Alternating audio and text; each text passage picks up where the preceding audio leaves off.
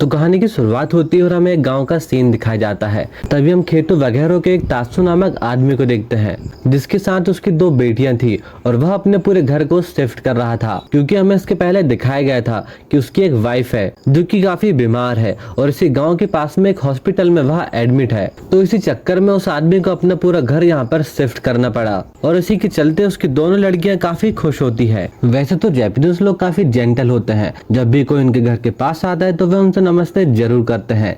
Starting में हम एक लड़की को देखते हैं जिसका नाम कांता होता है, लेकिन वह काफी रूडली तरीके से इन लड़कियों से बात करती है। उन दोनों बहनों में बड़ी बहन का नाम सात्सुकी तो वहीं छोटी बहन का नाम मे था। अब वे अपने नए घर में शिफ्ट हो जाते हैं। घर की हालत भले ही काफी खस्ता थी, क्योंकि सारी चीजें हिलडुल रही थी। पूरे घर की सारी दीवारें काफी ज्यादा पुरानी हो चुकी थी, लेकिन इसके बाद भी बच्चियां बिल्कुल नहीं कहती हैं कि आखिर वे इस नई जगह में क्यों आ गए, बल्कि वे तो यहाँ पर काफी ज्यादा एंजॉय करती है। और इसका रीजन है इसके घर के पीछे एक छोटा सा जंगल है जहाँ पर एक पॉन्ड बना हुआ है और इसीलिए उन्हें यहाँ पर काफी मजा आ रहा था। और जैसे कि बच्चे करते हैं वे लोग भी वैसे ही हरकत कर रहे थे और तात्सु अपनी बच्चियों से छोटे मोटे काम करवाता रहता, जैसे कि दरवाजा खोल दो, छत पर चले जाओ या फिर सीढ़ियां ढूंढ दो। इसी के चलते बच्चियां पूरे घर के सामान को देख रही थी और जैसे ही वे लोग पीछे का दरवाजा खोलते हैं तो इन्हें वहीं पर छोटे छोटे से कीड़े दिखाई देते हैं, जो कि एक्चुअल में होते तो काफी छोटे हैं, एकदम धूल के कण के बराबर, लेकिन इन्हें काफी बड़े दिखाई देते हैं। अब वे लोग जहाँ भी जाते उन्हें वही कीड़े दिखाई देते, जो कि देखने में काफी भयानक भी थे। तो वे अपने फादर को बुलाते हैं, लेकिन उनके फादर को भी कुछ भी दिखाई नहीं देता है। तो वे लोग इसके बाद छत पे जाने की कोशिश करने लगते हैं और वहां जाते ही और अचानक से उन्हें वहां पर डर लगने लगता है, क्योंकि इस बार उन्हें लगता है कि उन्होंने किसी जानवर को पकड़ लिया है। अब इन्हें देखकर छोटी सी मे को तो जाने का मन नहीं करता है और उसे पकड़कर वह चारों तरफ घूमने लगती है। और जैसे ही वह उसे लेकर नीचे आ जाती है, वह देखती है कि वह नीचे लाते लाते उसके पूरे हाथ पैर गंदे हो चुके हैं। तभी पड़ोस की दादी उनकी मदद को आ जाती है। वह इन्हें बताती है कि बेटा, पुराने घर में ऐसी चीजें तो होती है, अगर उनकी इच्छा हुई तो वो तुम्हारे सामने जरूर आएंगे, नहीं तो वे हमेशा छिपे ही रहते हैं। अब इन बातों को सुनकर बच्चे काफी एक्साइटेड हो जाते हैं। हमारे घर के अंदर भूत है, हम उनको जरूर देखेंगे, उनसे मिलेंगे। इसके बाद सभी मिलकर घर को संवारने में लग जाते हैं। अब यहाँ पर दादी भी उनका जमकर साथ देती है। तो वहीं जो कांता नाम का लड़का था, जो कि लगभग इन दोनों बहनों की ही एज का था, अचानक से वहाँ पर आ जाता है, लेकिन वह किसी से भी बात नहीं करता है और बिना बात किए ही वहाँ से चला जाता है। अब इनके आज का खाना भी वही पड़ोस वाली दादी बनाती है। वे लोग अपना खाना कंप्लीट करते हैं और रात तक सारी चीजों को भी सेटल कर देते हैं। रात के समय एक बड़ा तेज तूफान आता है, जिसके कारण दोनों बच्चे काफी डरी हुई होती है, लेकिन कुछ ही देर बाद वह तूफान शांत हो जाता है। अगले दिन इनके घर की पहली शुरुआत होती है, जहाँ पर इन्होंने लगभग अपना सारा काम कंप्लीट कर लिया था। और आज ही के दिन वे लोग अपनी मॉम से मिलने भी जाते हैं, जो कि गांव के ही नजदीक एक हॉस्पिटल में थी, जहां तक पहुंचने में इन्हें लगभग 3 घंटे लग जाते हैं। अब यह समय 1988 का था, इसलिए यहाँ पर कोई व्हीकल तो नहीं है, इसलिए ये लोग साइकिल से ट्रेवल करते थे। रुकते चलते आखिरकार ये लोग हॉस्पिटल पहुंच ही जाते हैं।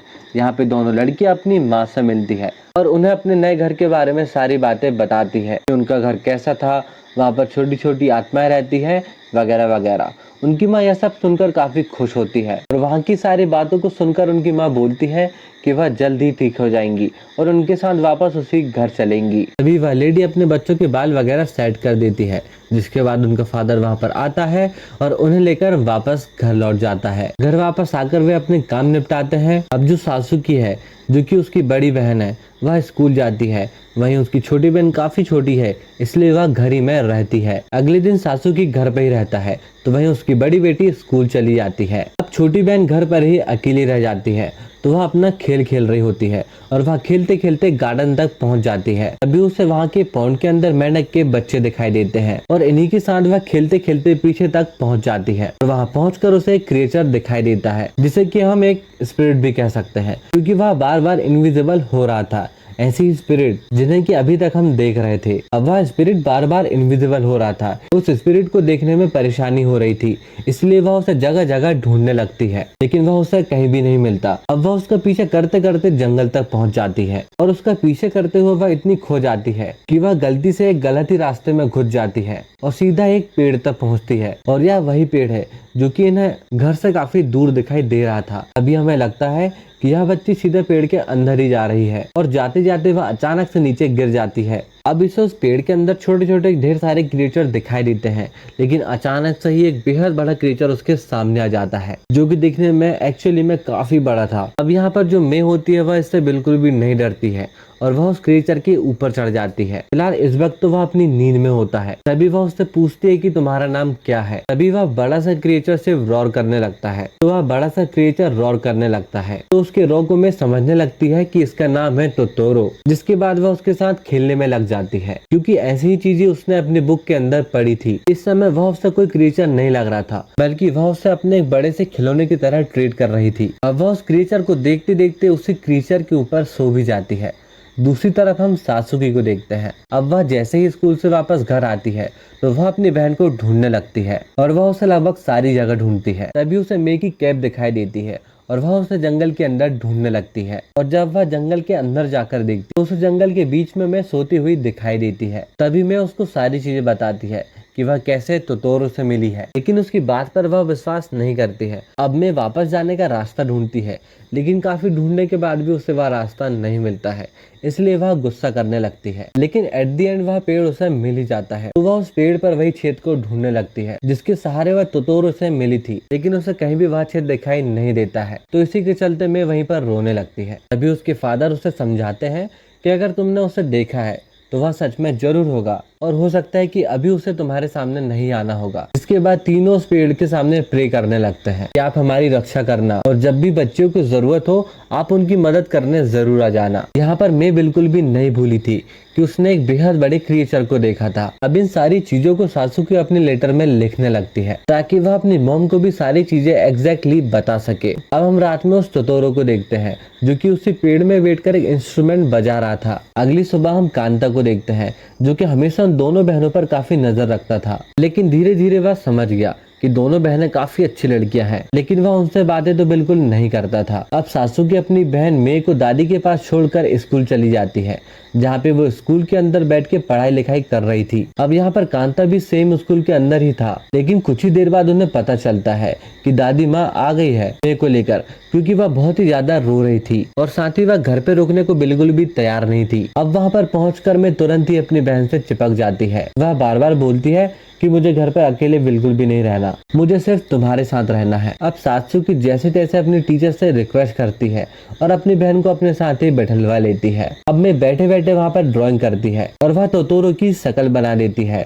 सारे बच्चे बड़े खुश हो रहे थे कि आज तो तुम्हारी बहन तुम्हारे साथ ही आ गई। स्कूल एंड होने के बाद दोनों बहनें अब घर की तरफ जाती है, जहाँ पर अचानक से रास्ते में काफी तेज बारिश होने लगती है और बदकिस्मती से दोनों के पास छाता भी नहीं होता है। अब हम देखते हैं कि दोनों मंदिर के पास रुक जाती है उसे प्रे करने के लिए कि आप हमें सिर्फ थोड़ी देर के लिए यहाँ पर रुकने दे। तभी कांता रास्ते से ही निकल रहा था जिसके पास एक छाता था, लेकिन यहाँ पर भी कांता उनसे बात नहीं करता है, बल्कि वह अपना छाता ही उन्हें दे देता है और बिना कुछ कहे वहाँ से आगे की तरफ भाग जाता है। अब सात्सुकी अपनी बहन के साथ उसी छत के सहारे अपने घर तक पहुँच जाती है। अब तक काफी रात हो चुकी थी, लेकिन अभी तक इनके फादर घर नहीं आए थे और तभी उन्हें यह बात पता चलती है कि आज इनके फादर भी छाता लेकर नहीं गए हैं, तो वे तो जरूर भीग गए होंगे। तो इसी चक्कर में दोनों की दोनों बहनें यहाँ से निकल जाती हैं ताकि वे लोग अपने फादर को रिसीव कर सके और उन्हें भीगने से बचा सके। रास्ते में जाने से पहले वे लोग कांता से मिलते हैं ताकि उसका छाता वे लोग वापस कर सके। अब कांता यहाँ पर सारी चीजें देख रहा था और उन्हें देखकर वह काफी खुश भी हो रहा था। अब सात्सुकी और मैं दोनों ही बस स्टैंड पर पहुंच जाते हैं। काफी देर तक वे लोग वेट करते हैं और शाम से सीधे रात हो जाती है। यहाँ पर काफी बसें आ चुकी थी, लेकिन एक भी बस में उनके फादर नहीं लौटे थे। अब छोटी सी मे को वहाँ पर खड़े खड़े नींद आने लगती है और इतनी तेज कि वह खड़े खड़े ही सोने लगती है। तो सात्सुकी उसे अपने कंधे पर बिठा लेती है ताकि वह आराम से उसके कंधे में सो जाए। अब काफी समय हो चुका था और सात्सुकी भी वापस जाने को तैयार बिल्कुल नहीं थी, क्योंकि पीछे हटने का भी कोई फायदा नहीं था, क्योंकि अब तक तो उनके फादर को आ जाना चाहिए था। और तभी यहाँ पर टोतोरो पहुंच जाता है, यानी कि अब तक मैंने जिस चीज के बारे में बताया था, जैसा कि हमें पता था यह क्रिएचर किसी को भी दिखाई नहीं देता है, अचानक से वह सात्सुकी को भी दिखाई देने लगता है। यहाँ पर उसे बिल्कुल भी विश्वास नहीं होता, इसलिए वह उसे टेढ़े टेढ़े होकर देखती है और जब वह उसे पूरा दिखाई देता है तो वह समझ जाती है कि एक विशाल क्रिएचर उसके साइड पर खड़ा हुआ है। तभी उसकी नजर उसके ऊपर रखे एक पत्ते पर जाती है जिसे कि उसने बारिश से बचने के लिए अपने सर पर रखा हुआ है। सात्सुकी उसकी मदद करती है, तब सात्सुकी उसकी मदद करती है और उसे अपना छाता दे देती है। अब तोतोरो उस छाते को अपने ऊपर कर लेता है, लेकिन उसे समझ ही नहीं आता कि उसका इस्तेमाल कैसे किया जाता है। पर जैसे ही ऊपर की बूंदें उस छाते पर पड़ते हैं तो तोतोरो इस बात से काफी खुश हो जाता है, क्योंकि उसे कुछ आवाज सी फील होने लगती है और वह बड़ा सा जानवर इससे काफी खुश हो जाता है। और इसी के चलते मे की भी नींद खुल जाती है और वह देखती है कि तोतोरो उसके सामने खड़ा हुआ है। कुछ ही देर बाद तोतोरो एक बड़ी सी आवाज लगाता है। तभी यहाँ पर एक बिल्ली आ जाती है, जो कि देखने में बिल्कुल एक टैक्सी की जैसे लग रही थी। अभी उसके अंदर एक बड़ा सा दरवाजा बन जाता है, जिसके अंदर तोतोरो बैठता है और वहाँ से चला जाता है। सात्सुकी और मैं इन चीजों को देखते ही रह जाते हैं। और तभी वहाँ पर एक और बस आ जाती है, जिसमें कि इनके फादर भी होते हैं। वहाँ पर पहुंचकर उनके फादर उनसे माफी भी मांगते हैं कि उन्हें यहाँ पर आने में बहुत ज्यादा समय लग गया। अपने फादर को देखकर मैं काफी उछलने लगती है कि उसने तोतोरो को एक बार फिर से देखा, जिसके बाद उनके फादर उन्हें लेकर घर आ जाते हैं। अब घर पे आने के बाद सात्सुकी और मैं अपने गिफ्ट को खोलती है, वही गिफ्ट जो कि तोतोरो ने उन्हें दिया था। अब वे अपनी सारी बातों को लेटर पर लिखती है। अगले दिन दोनों बहनें अपने कॉर्न के बीज को बोने लगती है ताकि जल्दी से भुट्टे आ सके। अब इनकी माँ जो कि हॉस्पिटल में है, वह इनकी सारी स्टोरी पढ़ा करती थी। अब इनके फादर तात्सु जैसे कि हम नाइट में मच्छरदानी लगाकर सोते हैं, वैसे ही जाली लगाते हैं। अब वे लोग सो जाते हैं और इससे पहले कि इन लोग को नींद आ पाती, इन्हें एक बार फिर से तोतोरो दिखाई देता है, जो कि अचानक से इनकी लैंड के ऊपर आकर खड़ा हो जाता है, जहाँ पर कि इन्होंने बीज को बोए थे। और इस बार वह अकेला नहीं होता, बल्कि उसके साथ दो छोटे छोटे क्रिएचर भी आए हुए थे। तोतोरो को देखकर दोनों बहनें वहां से बाहर निकल जाती हैं ताकि वे जाकर उससे मिल सके। और तोतोरो यहाँ पर एक अजीब सी हरकत कर रहा है, मानो जैसे कोई रिचुअल्स हो। तो ये दोनों भी उसे देखकर ठीक वैसा ही करने लगती है। और तभी हम देखते हैं इनकी जो छोटी सी लैंड थी, जहाँ पर इन्होंने की कॉर्न को बोए रखा था, वहाँ पर अचानक से पेड़ उगने लगते हैं और वे देखते ही देखते बड़े हो जाते हैं। तभी तोतोरो वहाँ पर एक घूमने वाला लड्डू भी रख देता है, जिसके ऊपर सवार होकर ये पूरे शहर में ही घूमने लगते हैं। यहाँ पर तोतोरो मानो एक मैजिकल क्रीचर सा हो। अब उसके ऊपर यह लड़कियां बैठ जाती हैं और मस्ती में पूरे शहर को घूमती है। तात्सु भी बाहर देखता है, लेकिन उसे बाहर सिर्फ ही हरियाली दिखाई दे रही थी।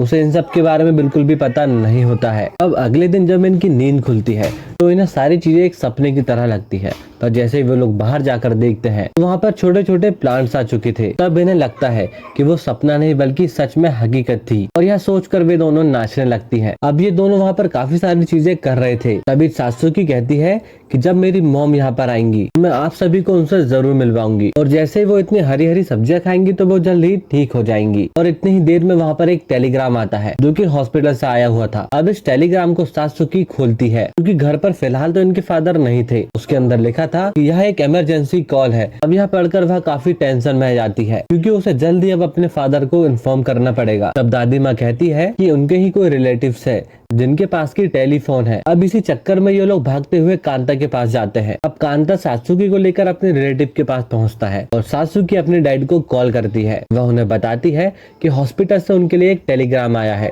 इसलिए अब जल्दी वापस चले आइए, क्योंकि मॉम की तबीयत अब काफी बिगड़ चुकी है। और अचानक से सात्सुकी वहीं पर रोने भी लगती है। अब सात्सुकी यहीं पर रुक जाती है, क्योंकि उनके फादर का कॉल जल्द ही आने वाला था। दूसरी ओर मैं अपना रास्ता भटक जाती है, लेकिन उससे वापसी में सात्सुकी और कांता आते हुए मिल जाते हैं। अब यहाँ पर मैं पूछती है कि मॉम कहाँ पर है और वह कब तक वापस आएंगी। अब मैं की बात को सुनकर सात्सुकी उसे डांट देती है। अभी मैं जोर जोर से रोने लगती है कि मुझे तो अपनी माँ के पास जाना है। तभी सात्सुकी उस पर चिल्लाने लगती है कि तुम्हें क्या चाहिए कि मॉम की तबीयत यूं ही खराब रहे, क्योंकि वो हॉस्पिटल में रहेंगी तो ठीक रहेंगी, ना कि तुम्हारे पास आएंगी तब ठीक हो जाएंगी। और सात्सुकी वहाँ से चली जाती है। अम्मे भयंकर तरीके से रोने लगती है और अकेली वहाँ से निकल जाती है। यहाँ पर सात्सुकी जब घर पहुँचती है तो वो दादी माँ से मिलती है और वह उनसे कहती है, बेटा तुम परेशान मत हो, सारी चीजें जल्द ही ठीक हो जाएंगी। अब दोनों बच्चियों के कारण पूरा घर फैला हुआ होता है और अभी तक किसी ने कुछ भी नहीं खाया था, सभी भूखे थे। अभी दादी उन्हें शांत कराती है, बेटा तुम काफी स्ट्रॉन्ग हो और तुम इतनी आसानी से हिम्मत तो नहीं हार सकती हो, तुम्हारी माँ जल्द ही वापस आ जाएंगी। तो दूसरी ओर मैं ये सारी बातें सुन लेती है और उसे लगने लगता है कि माँ अब कभी वापस नहीं आएंगी। तो इसी चक्कर में वह बच्ची अकेले ही घर से निकल पड़ती है। और जब सात्सुकी मेरे को ढूंढती है तो वह उसे कहीं नहीं मिलती, तो वह पूरे गांव में ही उसे ढूंढने लगती है। वह सभी से पूछती है कि आपने मेरे को देखा है क्या, लेकिन किसी ने भी मेरे को नहीं देखा था। अब वह पूरे गांव के अंदर इधर उधर ढूंढने लगती है, और तभी उसे याद आता है कि वे लोग उसकी माँ के बारे में बात कर रहे होंगे। तो कहीं गलती से मैं हॉस्पिटल तो नहीं चली गई, क्योंकि हॉस्पिटल का रास्ता लगभग 3 घंटे दूर है और उससे रास्ते में काफी लोग भी मिले होंगे। अब वह ऐसे कई लोगों से बात करती है तो वे लोग कहते हैं कि वे लोग हॉस्पिटल तो गए थे, लेकिन वहाँ पर उन्हें कोई भी छोटी बच्ची नहीं मिली। तब वह आदमी उनसे बोलता है, यही पास में एक झरने के पास किसी को छोटी सी बच्ची का सैंडल मिला है, इसलिए तुम जल्दी वहाँ चले जाओ। सासुकी यह सुनकर दौड़ते दौड़ते उस ओर भागने लगती है और वहीं नदी के किनारे सभी लोग सासुकी का वेट कर रहे थे, क्योंकि वहीं पर छोटी सी बच्ची की सैंडल मिली थी। अब दादी माँ यहाँ पर रोते रोते सात्सुकी से पूछती है, यह चप्पल मेगी तो नहीं? तब सात्सुकी कहती है, नहीं, यह चप्पल मेगी नहीं है।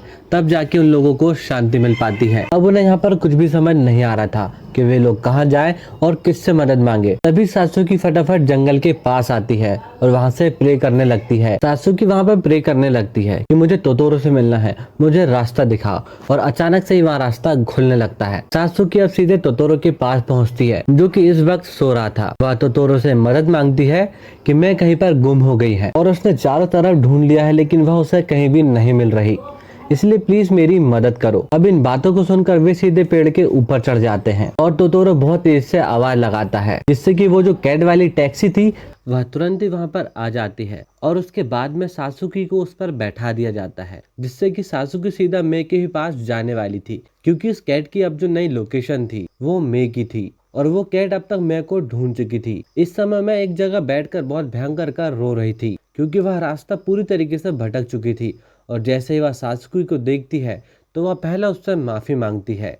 इतनी बड़ी गलती फिर से कभी नहीं करेगी और उससे दूर वह कभी नहीं जाएगी। अब उससे मिलने के बाद सात्सुकी उसे काफी अच्छा डांटती है। अब यहाँ पर पहुंचने के बाद कहीं ना कहीं वे लोग चाह रहे थे कि वे एक बार अपनी माँ से मिल ले, तो अचानक ही उस कैट की लोकेशन बदल जाती है और बदल कर हो जाती है सीधा हॉस्पिटल, और वह इन्हें लेकर सीधा हॉस्पिटल पहुंचती है। लेकिन अंदर पहले ही उनके पापा और मम्मी दोनों एक साथ बैठे हुए थे। वे लोग बात कर रहे थे कि उन्हें जल्दी वापस घर चले जाना चाहिए, क्योंकि बेटियां वहां पर अकेली हैं और वैसे भी मुझे तो सिर्फ छोटा मोटा बुखार ही था। अब ये सारी बातें वे दोनों बहनें सुन लेती है कि उनकी माँ फिलहाल बिल्कुल ठीक है और उन्हें बहुत ही जल्द डिस्चार्ज कर दिया जाएगा। अब यह सुनने के बाद दोनों काफी खुश हो जाती है और मैं जिसके पास के भुट्टा होता है वह उसे उसी खिड़की पर रख देती है और वे लोग इसके बाद यहाँ से वापस चले आते हैं। और तभी तासु भी देख लेता है कि किसी ने खिड़की के बाहर एक भुट्टा रख दिया है और उस भुट्टे के ऊपर उकासा लिखा हुआ था, जिसका मतलब होता है माँ। अब ये देखने के बाद उन्हें ऐसा लगता है कि उनकी बेटियों ने ही ये सब वहाँ पर रखा होगा। अब इधर दोनों बहनें घर पहुंच चुकी थी। आगे हमें कुछ दिन बाद का सीन दिखाया जाता है। अब यहाँ पर इनकी माँ वापस आ जाती है और वह अपने बच्चों के साथ खेल रही होती है और वह तोतोरो हमेशा इन्हें दूर से ही देखा करता है। और इसी के साथ यह कहानी यहीं पर खत्म हो जाती है।